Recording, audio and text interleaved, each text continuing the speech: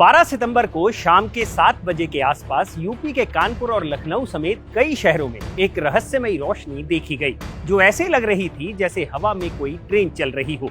लोगों ने इसका वीडियो बनाया और कुछ ही घंटों में ये वीडियो सोशल मीडिया पर ट्रेंड करने लगा, जिसमें लोग पूछ रहे थे कि ये रोशनी किसी एलियन शिप की है या फिर कुछ और।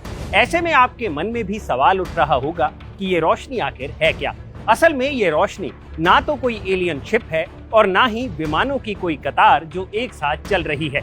इसके पीछे काफी दिलचस्प कहानी है जो आपको जाननी चाहिए, ताकि फ्यूचर में अगर आपको भी ऐसा कुछ दिखे तो आप तुरंत समझ पाएं कि ये आखिर है क्या।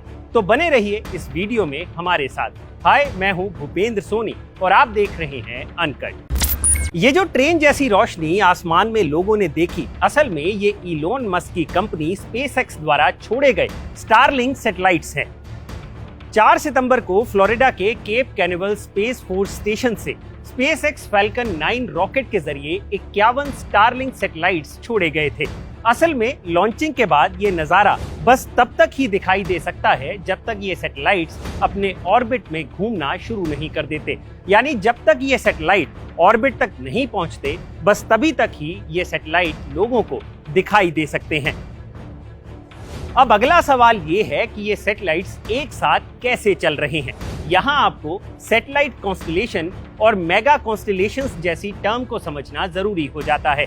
सैटेलाइट कॉन्स्टेलेशन असल में आर्टिफिशियल सैटेलाइट्स का एक ग्रुप होता है, जिसके तहत ये सैटेलाइट एक सिस्टम की तरह काम करती हैं। ये सैटेलाइट ना सिर्फ अर्थ स्टेशन से कनेक्टेड होती हैं, बल्कि इन सैटेलाइट्स का आपस में भी कनेक्शन होता है। अब जब आपस में कनेक्टेड सैटेलाइट्स की संख्या ज्यादा होती है तो ये बन जाता है mega constellations of satellite. Satellite industry में इस्तेमाल होने वाला ये क्रांतिकारी तरीका है। इस तकनीक के तहत हजारों सैटेलाइट्स को लो अर्थ ऑर्बिट में प्लेस किया जाता है, ताकि ये पूरी धरती पर कहीं भी ब्रॉडबैंड डेटा सर्विसेज दे सके। मेगा कॉन्स्टेलेशंस के तहत ऑर्बिट में सैटेलाइट का जाल 400 से 1200 किलोमीटर तक फैला होता है और कॉस्ट को ध्यान में रखते हुए इन्हें छोटा और किफायती बनाया जाता है।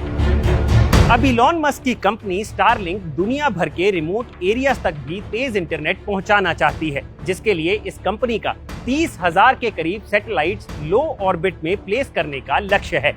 ये योजना इसलिए भी खास है क्योंकि हमें इंटरनेट की सुविधा फिलहाल फाइबर ऑप्टिक केबल से मिलती है, लेकिन स्टारलिंक ये सुविधा बिना किसी केबल के सैटेलाइट के जरिए देता है।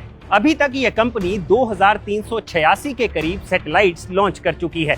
अब पहले तो ये चमकते सैटेलाइट अच्छे लगते थे, लेकिन अब ये चिंता की बात बन गए हैं। एक्सपर्ट्स के मुताबिक ये सैटेलाइट जैसे जैसे बढ़ते जा रहे हैं, इनसे टकराने का खतरा भी बढ़ रहा है। स्टारलिंक का एक सैटेलाइट तो चीन के स्पेस स्टेशन से टकराते टकराते बचा था। यही नहीं, इन सैटेलाइट्स के चलते धरती से ग्रहों की ऑब्जर्वेशन में भी समस्या आ रही है।